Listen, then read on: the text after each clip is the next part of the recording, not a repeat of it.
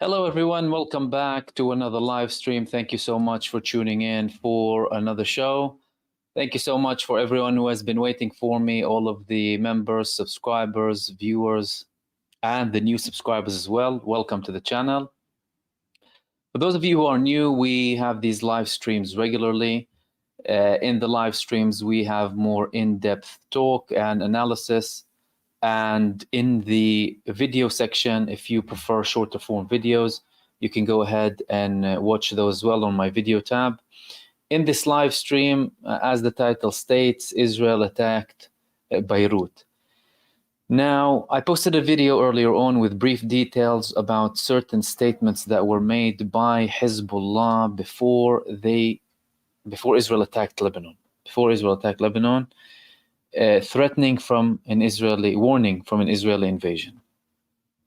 And they said if Israel invades Lebanon, we will have our first steps in the Galilee. This is what they said. But a little bit of details about this attack. So Israel, we had this attack in the Golan Heights a few days ago in Majd al-Shams. Majd al-Shams is a village that does not recognize the state of Israel. Most of its residents, they do not have Israeli citizenship. Israel committed a false flag attack and blamed it on Hezbollah, although all indications lead us to conclude that it was Israel who did it.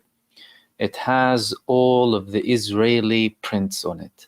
The type of attack, the fact that they massacred children, the place of the attack, they refused to have an investigation. As a matter of fact, Hezbollah asked for an investigation and they denied. They usually don't deny, even if they make a mistake. If they make a mistake, they apologize generally.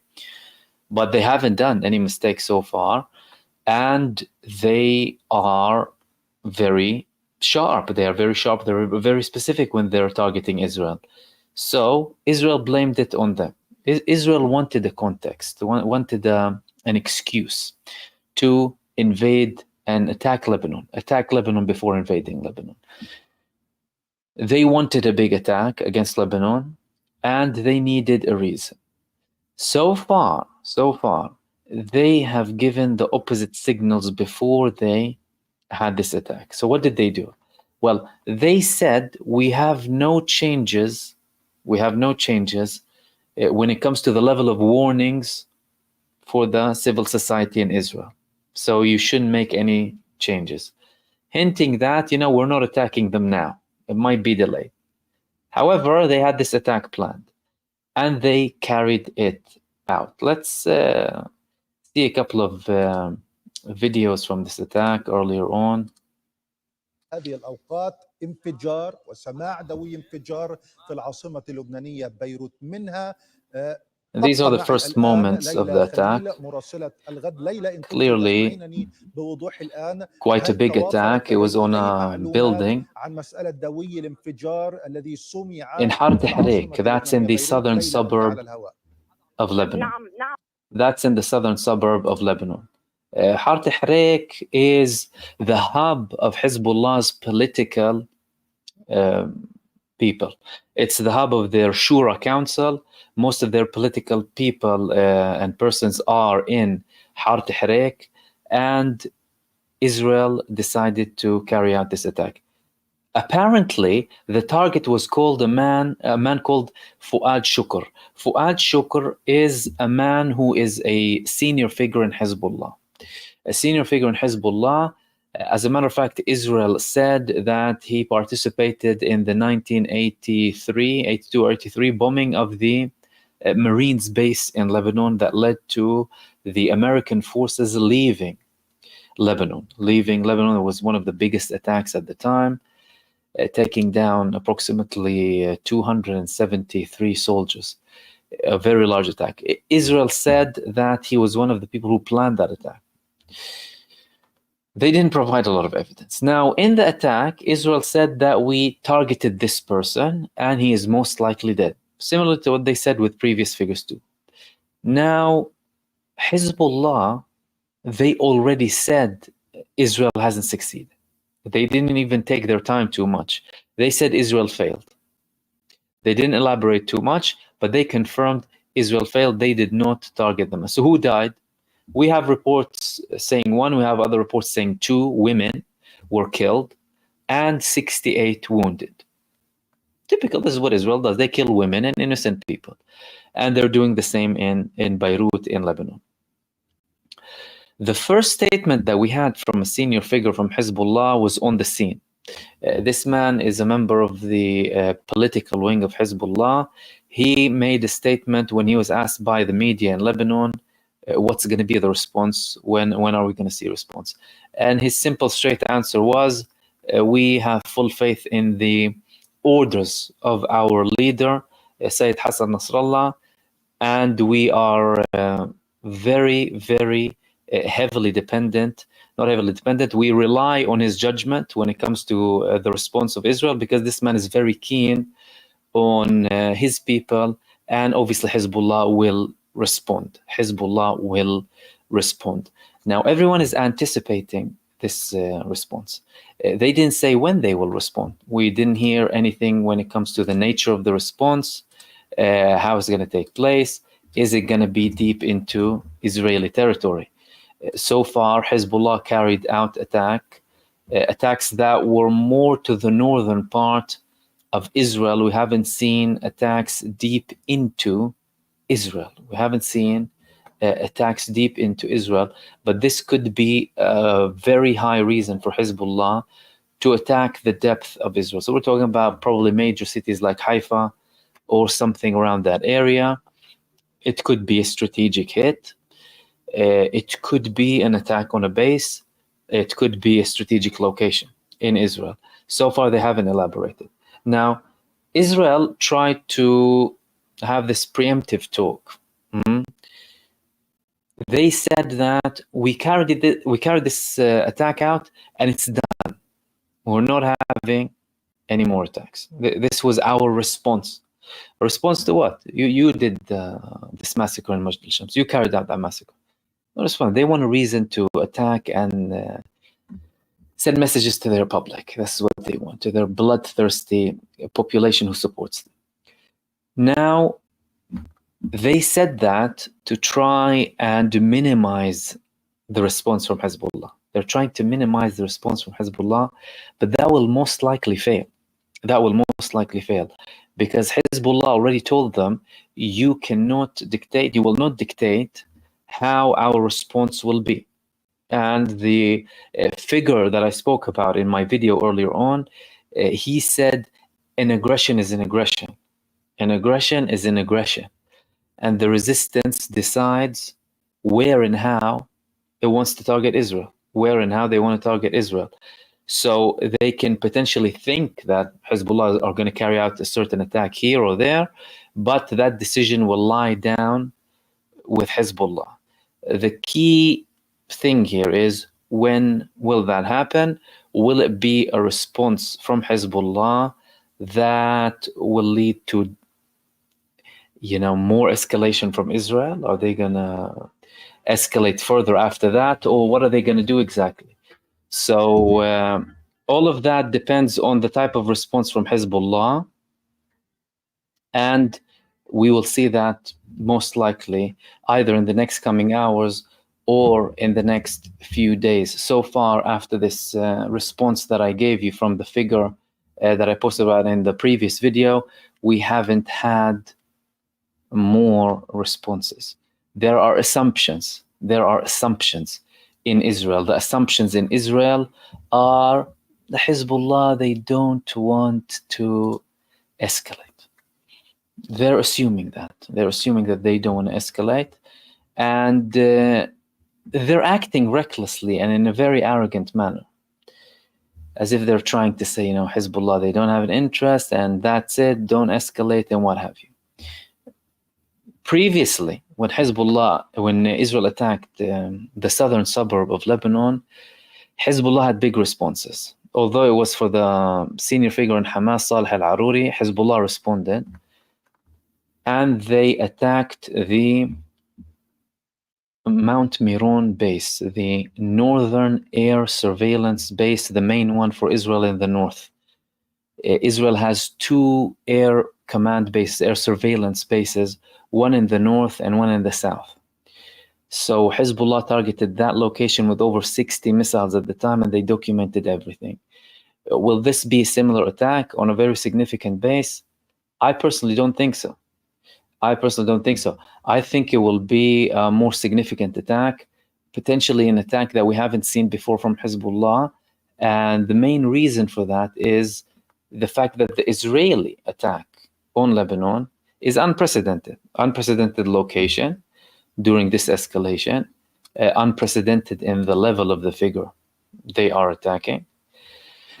So, so far they killed a couple of senior figures from Hezbollah, but not to the level of this man that they targeted. Now, whether they killed him or not, to Hezbollah, you carried out the attack, therefore we will respond. This is what I wanted to share with you in this video, and let me open the space up for all of your participation and see if you have any questions for me as well.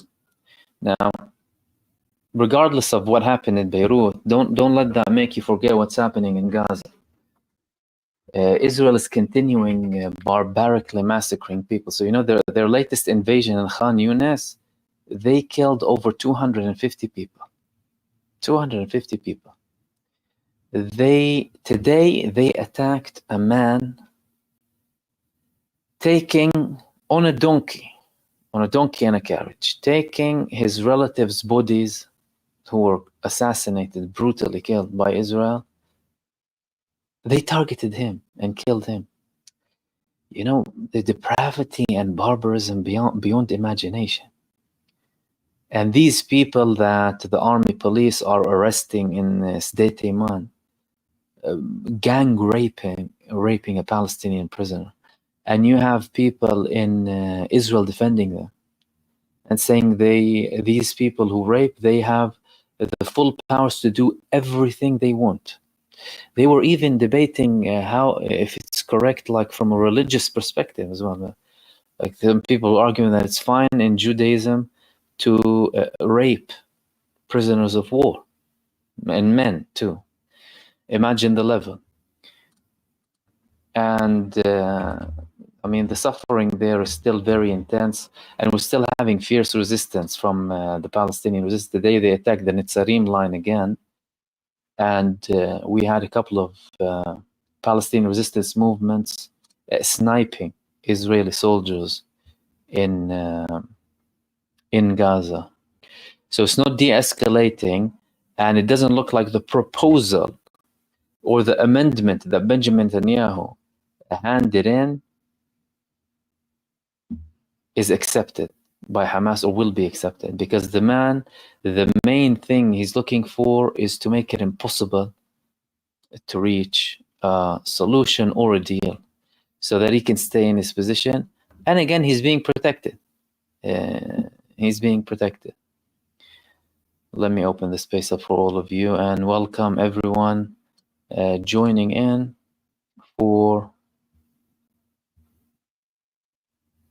another show.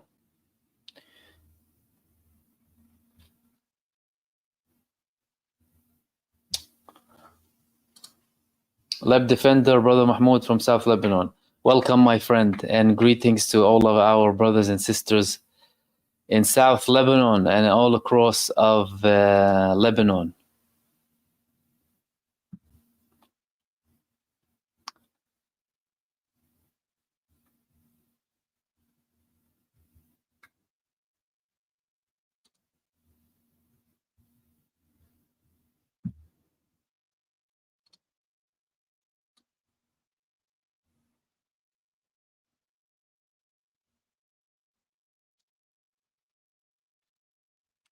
Gullyberg, thank you for your membership, my friend. Saying, according to some people on X, an unusually large formation of fighter jets are flying from Tel Aviv, heading north. That wouldn't be surprising. Now, Israel already deployed the majority of its forces now in Lebanon. The majority of the Israeli forces are in Lebanon, on the Lebanese borders. I mean, on the Israeli side, they had Division 36 over there since I think it was March, if I'm not mistaken, about 4 months ago. And they are constantly training more people to have certain drills on mountainous terrain to prepare for an invasion in Lebanon. They carried out fighter jet drills. In a report said it was in Cyprus and in Greece as well. So there are undeniable preparations. And look, Israel could be deceiving them by saying that this was the response and that's it. So Israel could be having another attack. So yesterday they were trying to act like, we haven't changed the instructions to make Hezbollah think, we're not going to attack now. But they conducted an attack today. Now, I'm sure Hezbollah were prepared, and they already said we have a full prepared plan for an all-out war. Hezbollah have all of that ready by now. So that's not surprising.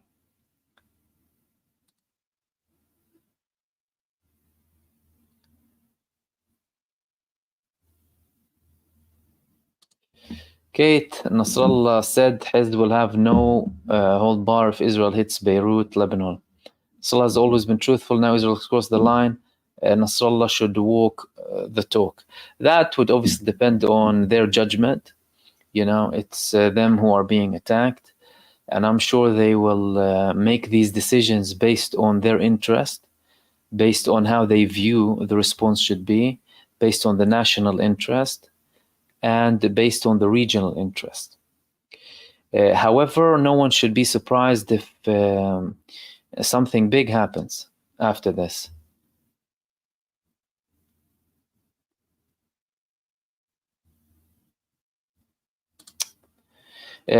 Tam McIntosh, MahmoodOD have still not raised anything, released everything, evidence for the rocket strike. Okay, why would they? It's because they did it. Of course they wouldn't release evidence.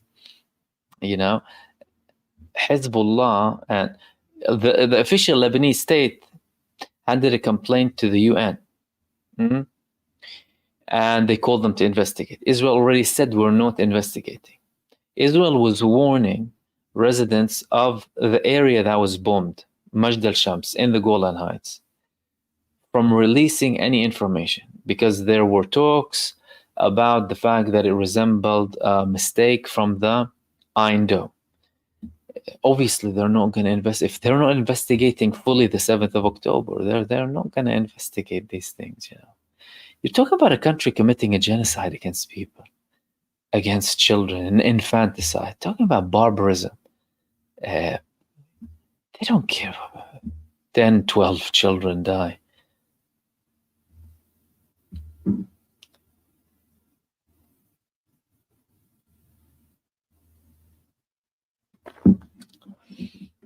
Abel Malcolm, back in the 80s, Israel bombed Lebanon to oblivion, and then Reagan sent U.S. Marines to Lebanon to assist the Israelis, but Marines got slaughtered. Yes, totally.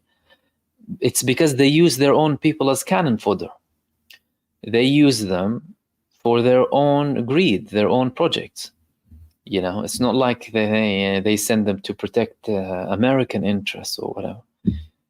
When they sell you this notion of interest, or we're protecting freedom and democracy, now all of this garbage is being thrown in the bin. They're defending the big bucks, and they would use the bodies of young, hardly educated or aware children. There was this famous interview with Jesse Ventura. I'm sure you know him.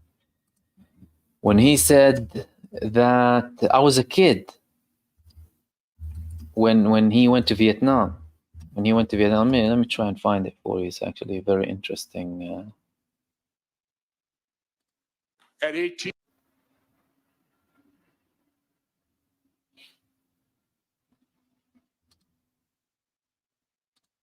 Yeah, it's this one. Listen to him. I went into the United States Navy. 18. I spent 1 year being trained and became a Navy SEAL. I then deployed to Southeast Asia and Vietnam for a 9-month deployment. While I was in BUDS training, underwater demolition SEAL training, I turned 19. While I was deployed on my first deployment to Vietnam, I turned 20. I returned home. Within 1 week, I went into my executive officer and I demanded to go back to Vietnam. He looked at me and said, "But you just got home, you can't do that." He said, "Navy requirements, you got to be 6 months out of the combat zone before you can go back in." Then he asked the question, "What is the problem?" And I said, "Here's the problem, sir." I said, "Over there, I'm a man. Here, I'm a child." I had done all of that, 9 months, came back, and I could not drink a beer on Orange Avenue because I was under 21. I couldn't even vote for who sent me to Vietnam because voting was 21 then. I wasn't old enough. What did I learn from that? Gee, I guess we send children to war, don't we? I think was a very effective video to the point. They sent children to war. These people sent children to war, and now at least more people are aware of it. That's the thing. Back then, many people used to fall for these things. But now you have many people in the army, complaining, resigning, people being very vocal. Bob Marston, thank you so much for your super. You said, what I find curious is that Syria has little to say on the Israeli attack on Majd al-Shams. Only 2 brief articles on Sana website. Yeah, it's surprising that they didn't say more than that. It's surprising. Clearly, Israel directed all of this at Hezbollah. And Syria, they're constantly being bombed. Now there are certain attempts to stabilize the situation over there, but that's still not really working. There's hope, however, Erdogan, all of these things, we might see some things happening. But no, we didn't hear a lot when it comes to Majd al-Shams. And thank you so much for your super, Bob. Let's see where we were.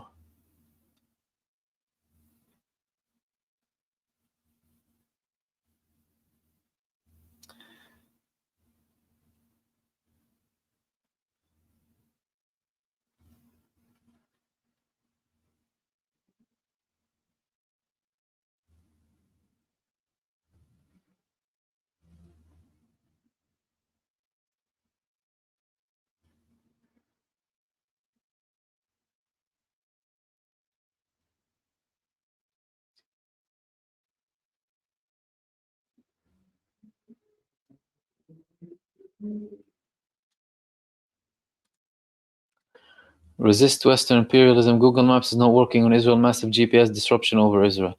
GPS, Google Maps, they never work properly over Israel. There are always blurred sections, and you can only zoom in to a certain extent. That's why other countries started to release certain info, even in Gaza. And with this attack, we heard reports that, and that's not related to this specifically, Russian surveillance in Syria, they released a statement saying that it was the missile that landed in Majd al-Shams was not launched from Lebanon. They're also having a dig at Israel. Israel was upset by that, but clearly more and more people are exposing them for who they are, and Russia has a big interest in exposing what they're doing.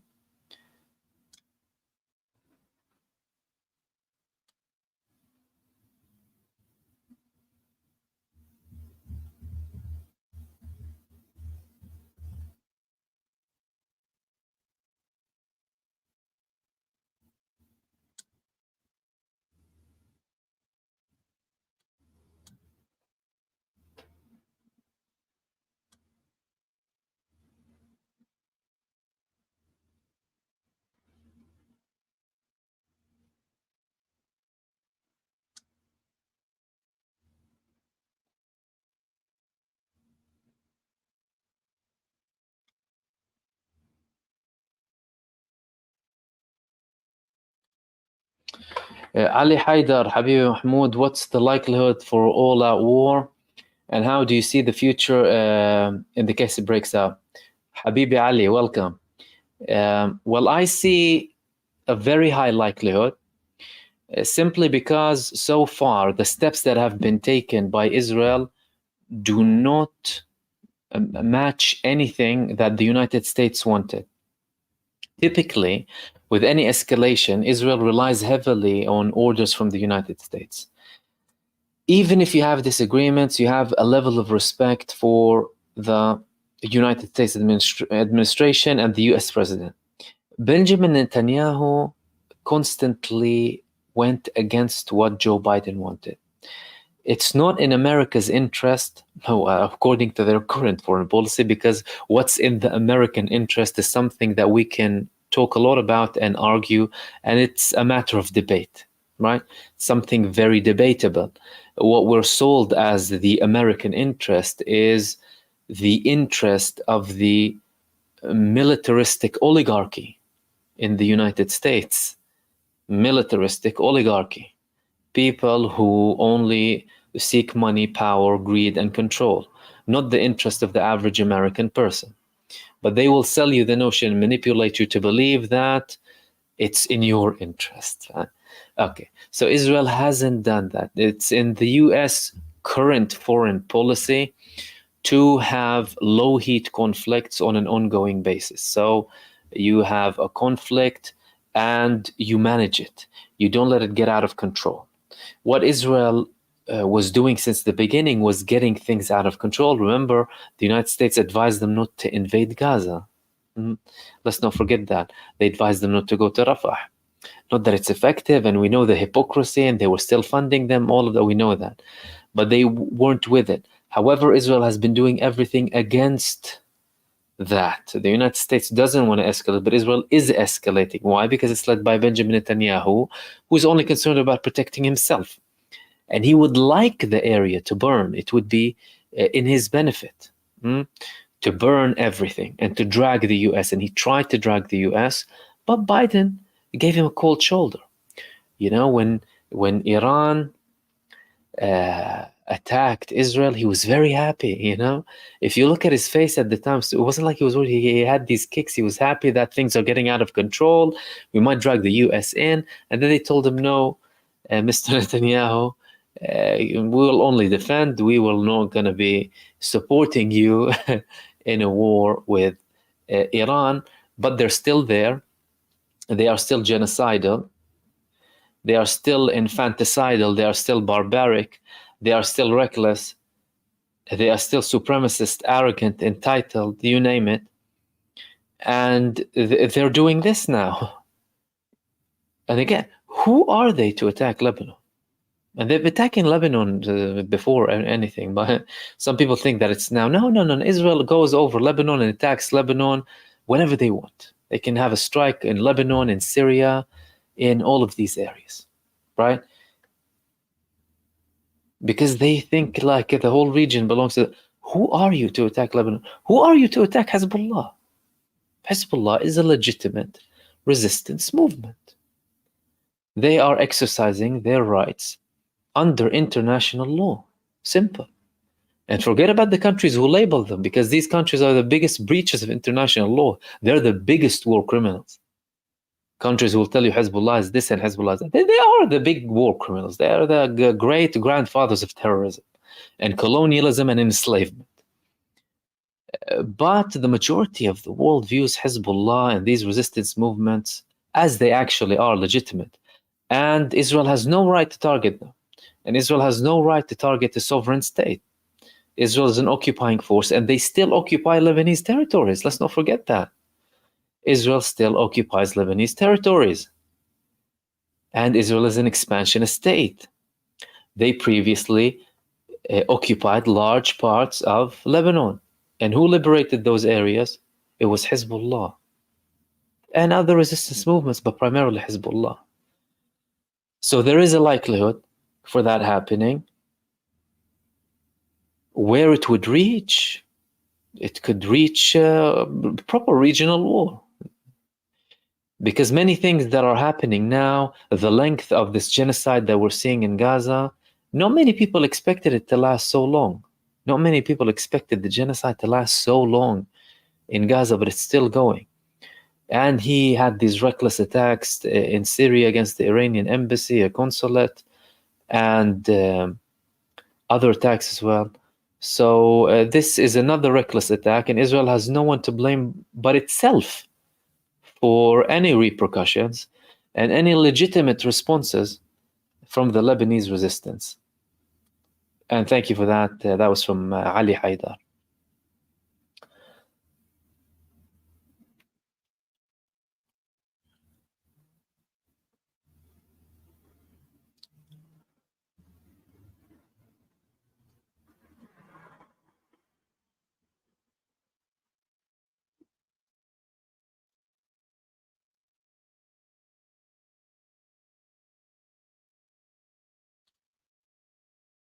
Interesting input here from Dan, and I've heard that from other people too. And I think it's quite brave. It's quite brave to admit these things.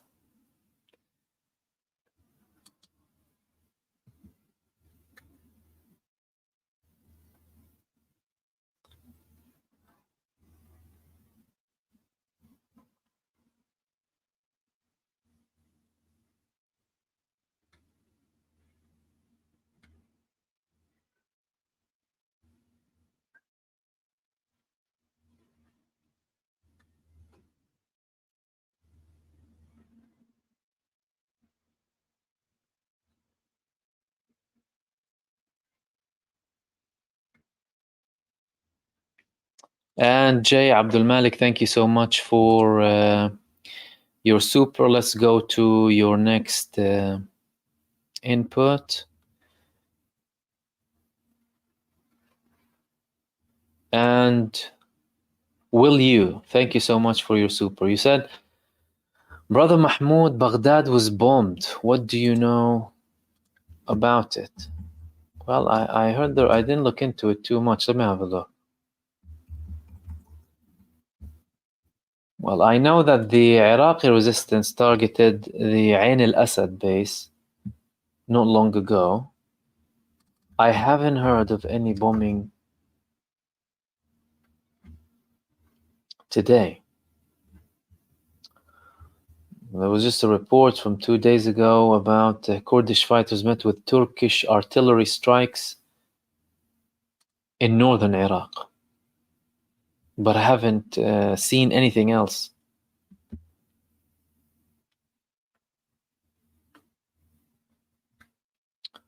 Heidi Dickens, thank you so much for your super.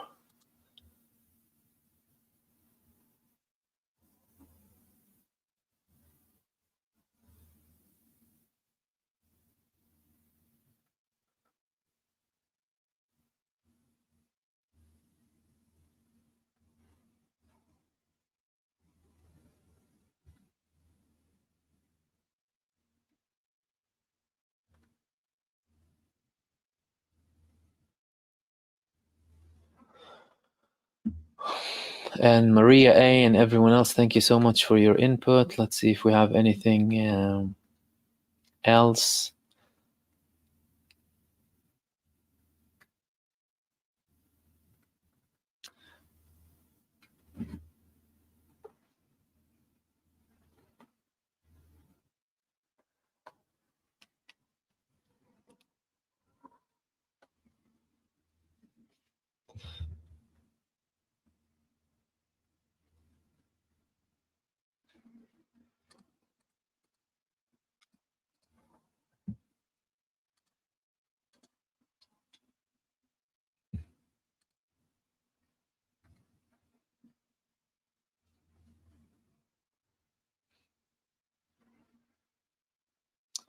And 1984 Sarajevo, thank you so much for your super. You're saying statements like Jericho Rocket, Samson Doctrine with religious ideology clearly shows that we are dealing with psychopaths.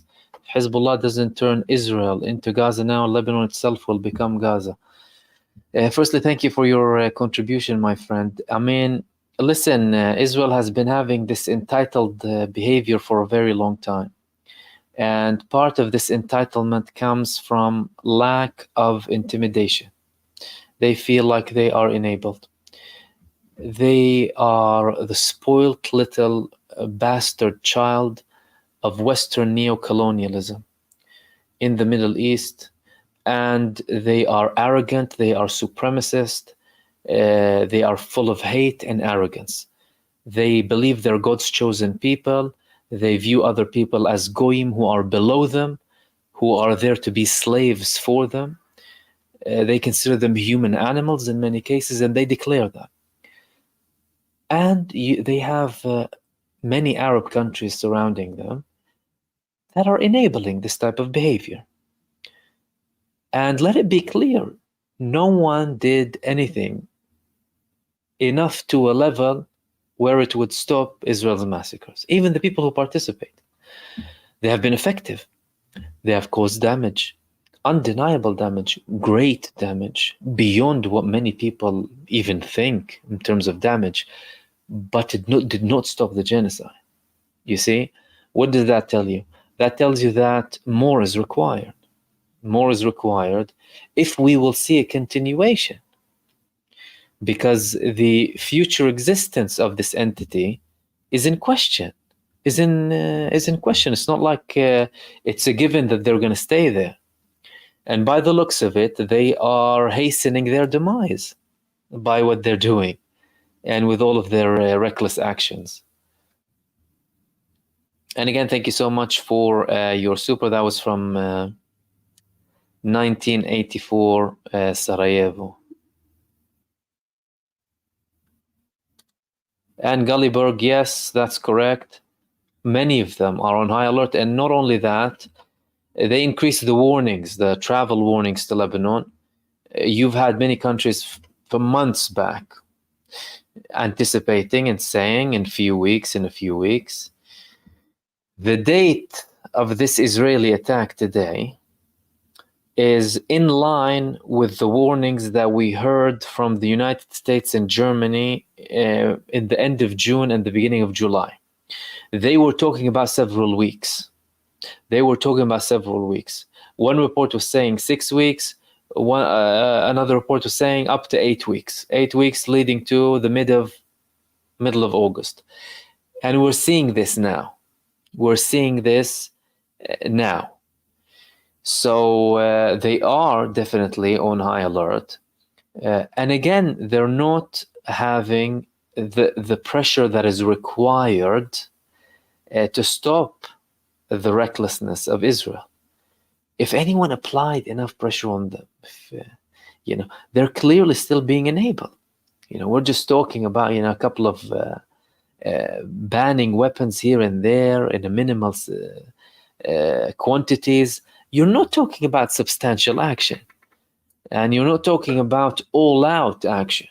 You still have primarily the United States, the big enabler, supporting them heavily. So even if they go on all-out war with Lebanon, it's not like they're going to side with Lebanon. They're going to side with Israel. As a matter of fact, now today we heard statements from the United States saying that we will be standing by Israel. They have a right to defend themselves.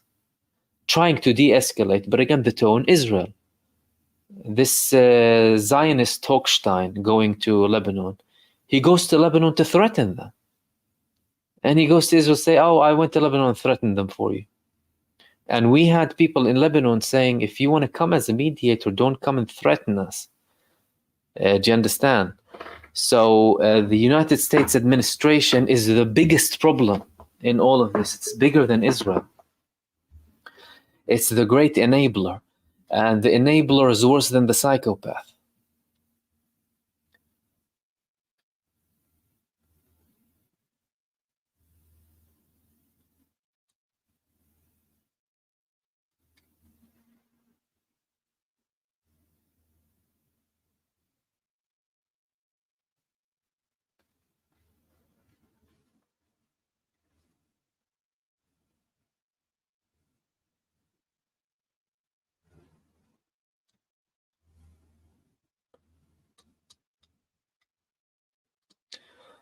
God bless you, Neil. Thank you for your input, my friend.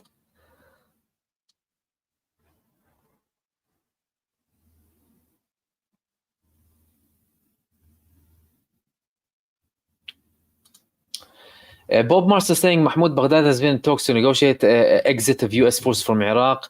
The U.S. is dragging its heels to delay the withdrawal.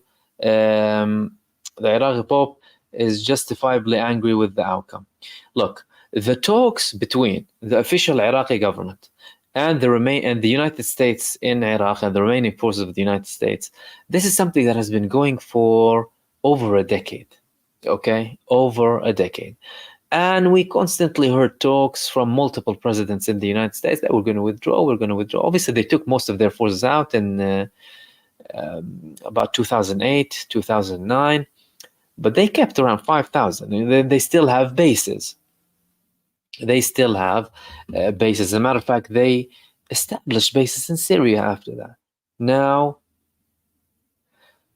with these bases and with the Iraqi government and with the what's called the Popular Mobilization Forces in Iraq or the Iraqi resistance, this thing has been going on for some time, and each side is dealing with it in a very sensitive manner. Let me give you an example. The Iraqi resistance started targeting US bases after Israel's genocide. Then they stopped. After there was an understanding with Iran, and also after the United States targeted bases of the Popular Mobilization Forces in Iraq. So the US was sending the mobilization forces in Iraq a message: listen, don't think that you can attack our bases and we won't respond to you, right? We're not going to accept this equation. However, on the other hand, you had talks with Iran to try and tone it down. I think eventually, they will end up leaving. However, everyone is kind of taking it in a very sensitive manner, and it's not like they're in a big rush. We had more tones from the Iraqi resistance demanding them to leave, but again, nothing too urgent, if that makes sense.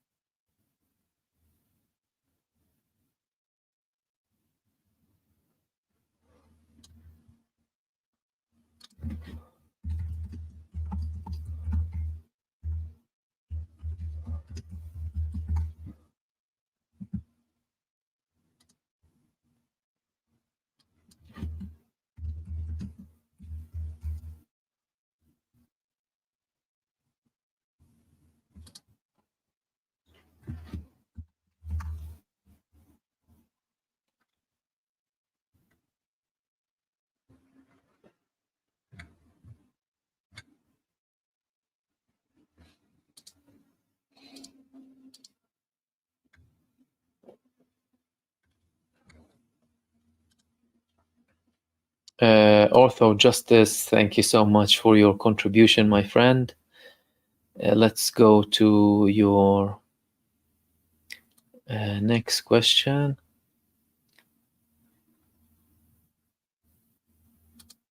Jacob's Mill, do you think Hezbollah already has an MP? Listen, these were reports. And we talk about these reports whenever they're published. Hezbollah will not verify. They will not hand out free information. And some of these reports could be there as test balloons or to extract information, right? But Hezbollah, so far, they used several weapons that they haven't declared, like the weapons that they used to take down the 3 Hermes 900s UAVs of Israel. There are suspicions that it was like a S-22 or something, a Russian system, but they didn't declare anything. Why? Because they don't want to give Israel information, right? Part of having the upper hand is being secretive. And they are very secretive, Hezbollah. So they didn't confirm, but they didn't deny as well.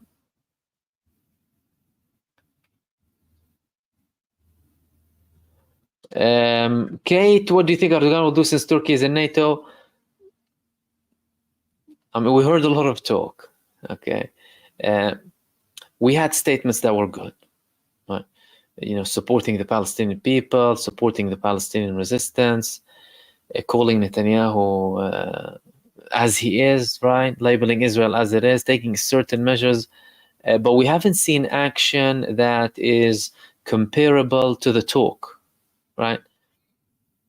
We haven't seen action that is in line with the level of talk. Of course, Turkey is tied with the NATO. But again, they've done several things that, the NATO weren't really happy with, especially with Russia. And air defense systems, technology, military cooperation. It's not like the NATO were happy with that. But it could reach a point where they're in. It could reach a point where they're in.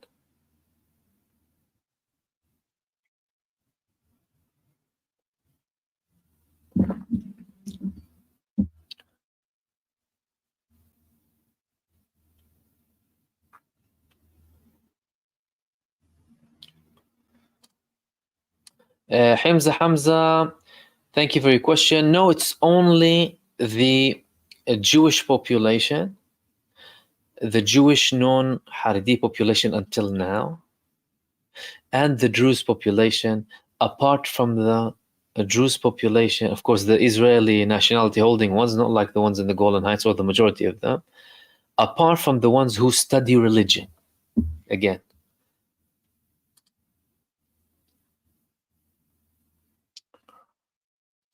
Cupcake L, I'm glad I'm glad you can see me live from Western. You see, the timing of the streams is usually there to cater for everyone, right? As views globally, lots of viewers from North America. The United States is the biggest country that views me in general, so I have to have a big consideration for the United States. And parts of Europe as well. Maybe one day we'll do day streams as well. Omar, Mahmoud, what do you think about the Venezuela election? Well, they had an election. We saw reporters, and we had a declared winner. Who's the declared winner? Maduro. Of course, Western powers will dispute that. Why? Because they want their oil. Simple. They tried to have several military coups in Venezuela. Venezuela has the biggest oil reserve in the world. They don't abide by the US mafia and the genocide cartel. And these powers and these people, they constantly reveal themselves, right? Like you had Elon Musk, all of a sudden, Elon Musk became vocal. Oh, people are raging, the revolution in Venezuela. Where are you from the protesters in Israel? You were shaking hands with a person committing genocide and barbaric crimes against humanity, with a person who slaughters children. I'm telling you, blind hypocrisy. And what they do with Venezuela and when their positions on Gaza, they just reflect their values. And how these people, it's like they'll sell their soul for money. Sell their souls for money. They'll sell everything. They have no values or anything. Everything becomes about possession, material possessions, and power, right? Worldly power. And they make it out as if it's, anti-democratic. Anti-democratic, oh no, it's in question, the democracy and this and that.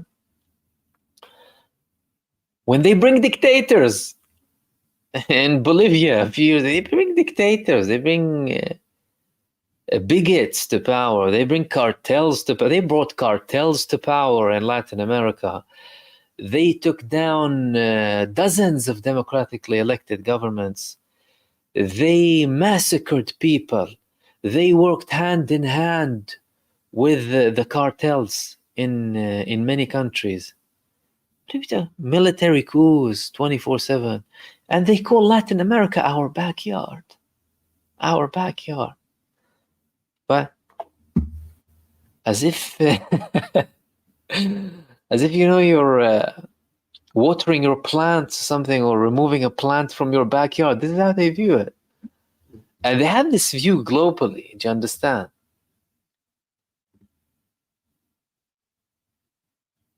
And Maduro, this man, he called what's happening in Gaza a genocide on the 10th of October. The 10th of October 2023. Maduro called what's happening in Gaza a genocide. That's before anyone was talking. That's before anyone was talking. You know what I mean? You've had people waiting for so many times. Look, let me share that with you.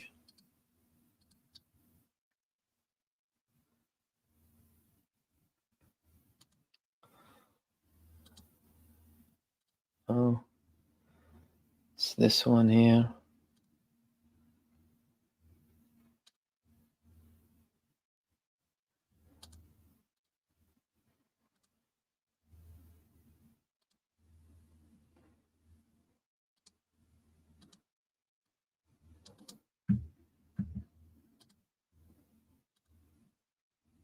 Look at that. When was it? Look at the date. The 10th of October. The 10th of October. Maduro. Look at that. Israel is committing a genocide against the Palestinians. They're committing a genocide against the Palestinians. We have witnessed in the past massacres and brutal atrocities against the Palestinian people. We demand immediate ceasefire, respect for United Nations resolutions, respect for the rights of the peoples, and the commencement of peace negotiations to allow the Palestinian people to regain their legitimate rights, independence, lands, and peace. I stand with the Palestinian people. I stand for peace. That's Maduro for you. That's why they don't like him. And that was before the large bombardments. You know what I mean?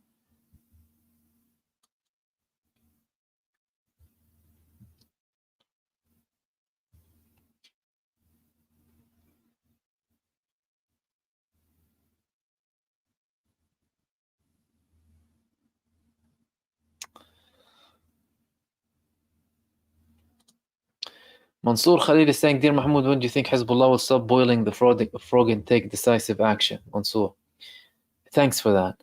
I think, again, when you talk about a movement like Hezbollah, they will take the decisive action whenever it's appropriate.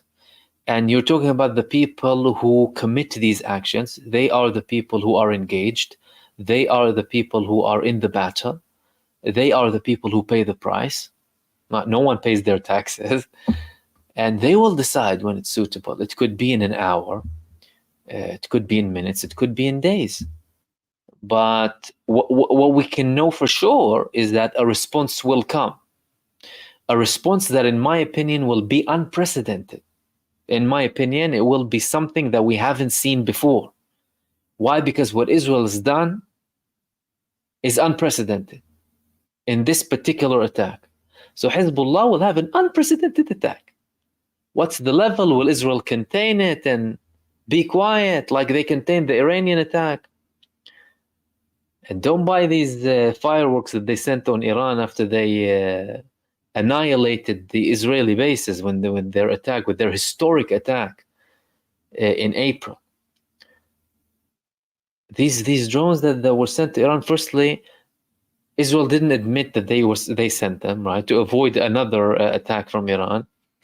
Secondly, they were like these drones you buy on Amazon or Temu. You go and buy a drone from Temu, a small one, with a couple of fireworks. That was sent to Iran at the time.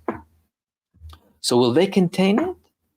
Probably. They'll probably contain it. Or it will be just an excuse. Let's go all out now.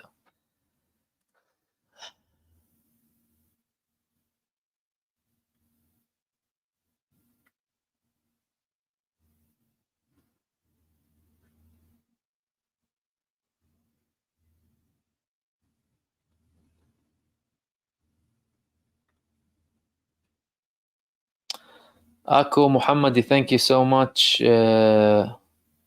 for your super. He said salam from a Kurdish brother. May Allah help the Muslim Ummah. Much love, my brother. Thank you so much.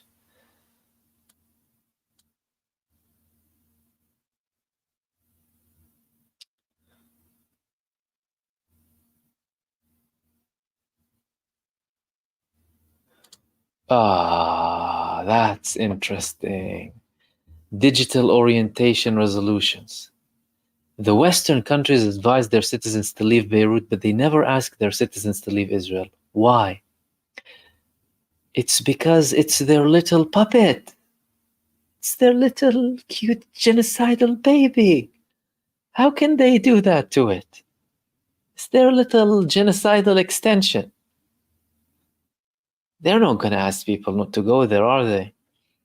They already know that people are fleeing. They don't want to kill them completely.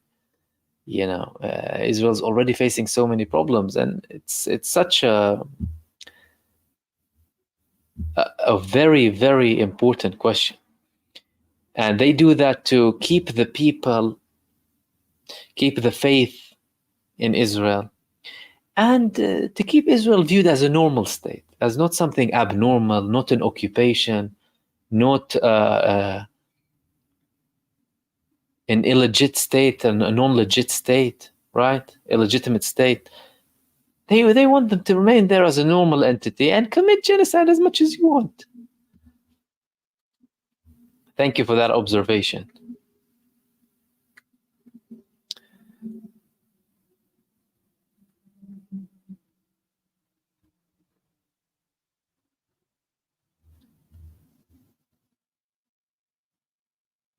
Stephen Burrow saying, I think Jimmy Carter described Venezuela elections as the most closely monitored. And Jimmy Carter said that the elections that Hamas won in 2006 were the most democratic elections in the history of Arab states. But does anyone care? Does anyone care? Do these people care about democracy? We don't live in democracies. And again, you can question democracies and have debates about democracy now, but it's not democracy. You're living in oligarchies, militaristic oligarchies, plutocracies, elected dictatorships. Call them anything but democracies. Call them anything but democracies. And no matter what happens, they will dispute it. Hell, do you remember when they recognized this man as president a couple of years ago? What was his name? Britain and the US and countries recognizing someone as a president for Venezuela without being elected just because he declared himself to be the president. What is that? What are they promoting? Democracy or one-sided declaration? So any corrupt puppet across the world can go and tell you, oh, I declare myself the president. Can you recognize me, please? And they'll recognize it. So of course they'll dispute everything in Venezuela.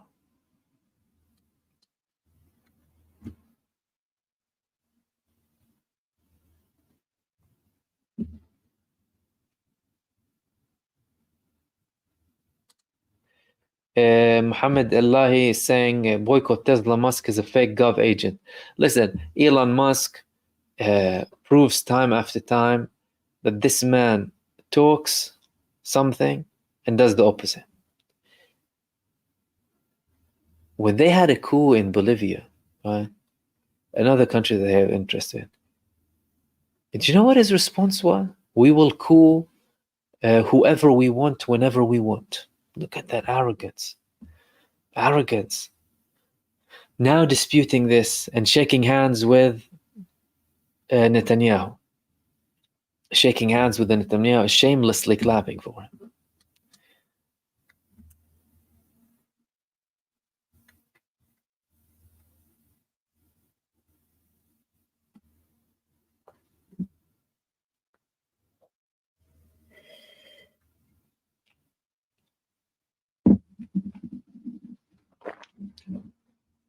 And Tom is saying Elon has been compromised by the Epstein cartel. I wouldn't be surprised. So many of them have been compromised.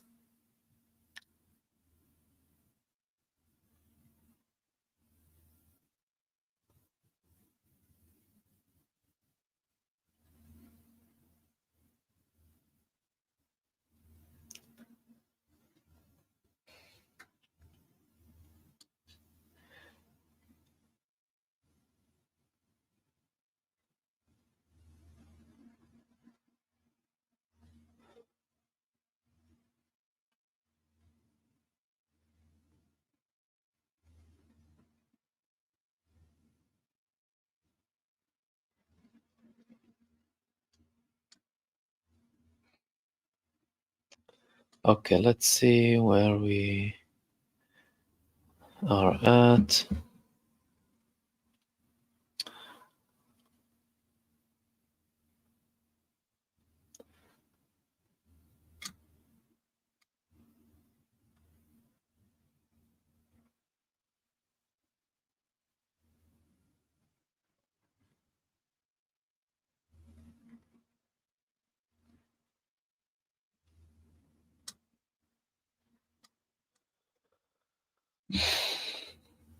Okay, looks like we wrapped up everything. Okay.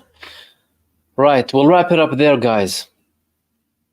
Thank you so much for tuning in, everyone. Thank you to all of the members, subscribers, new subscribers as well. Welcome to the show. All of the viewers, thank you so much for your time. Thanks to everyone who sent supers. Bob, J. Abdul Malik, Will You, Heidi, 1984 Sarajevo, NYC Bread, and Ortho Justice, Ako Muhammadi. Thank you so much for these supers. I think I missed one of them here. NYC Bread, I come right to you for news on this. As an Irishman, I support the people of the region getting freedom by any means necessary. It's how we did it. Thank you so much, my friend. And I'm sure, like Ireland, of course, Ireland faced similar problems. But thank you so much for your super and much appreciated. Guys, I'll hopefully be with you tomorrow. I had a previous video earlier on. I might have another one later. But apart from that, thank you so much for tuning in for another live stream. Stay blessed, everyone. And I will see you soon in the next video. Peace, everyone.